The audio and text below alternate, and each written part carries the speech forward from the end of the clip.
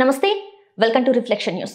ఢిల్లీలోని ఎర్రకోట సమీపంలో పేలుళ్ల కేసు దర్యాప్తులో సంచలన విషయాలు వెలుగులోకి వస్తున్నాయి.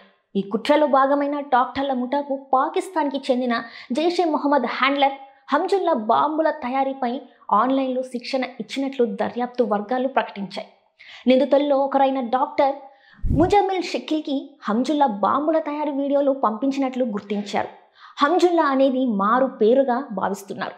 జమ్మూ కాశ్మీర్లోని షోపియాన్కు చెందిన మత గురువు మౌలీ ఇర్ఫాన్ అహ్మద్ ద్వారా హంజుల్లా డాక్టర్ షకీల్ని సంప్రదించారు. మొదట షకీల్ను ఉగ్రవాదం వైపు ప్రేరేపించిన మౌలీ ఆ తర్వాత ఫరియాబాద్లోని అల్ఫాలా యూనివర్సిటీలో పనిచేసేందుకు ఇతర డాక్టర్లను కూడా ఈ ముఠాలో చేర్చుకునేలా చేశాడు. పేలుడు పదార్థాలను రవాణా చేయడంలో ఆత్మాహుతి దాడికి ప్రయోగించిన హుండై i20 కారుని ఉగ్రవాది ఉమర్ అహ్మద్కు అప్పగించడంలో షకీల్ కీలక పాత్ర పోషించినట్లు ఆరోపణలు వస్తున్నాయి. దర్యాప్తు సంస్థల దృష్టిని మరల్చేందుకు ఈ ముఠా టెలిగ్రామ్ యాప్లో ప్రత్యేక కోడ్వర్డ్లను వాడింది.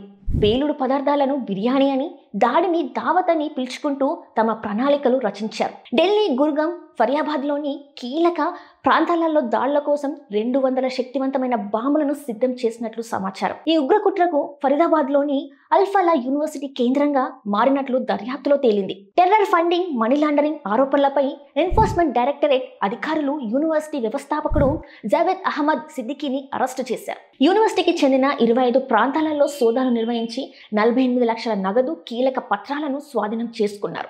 ఈ యూనివర్సిటీ కార్యకలాపాలపై లోతైన విచారణ కోసం ఫరీదాబాద్లోని పోలీసులు ప్రత్యేక దర్యాప్తు బృందాన్ని ఏర్పాటు చేశాయి.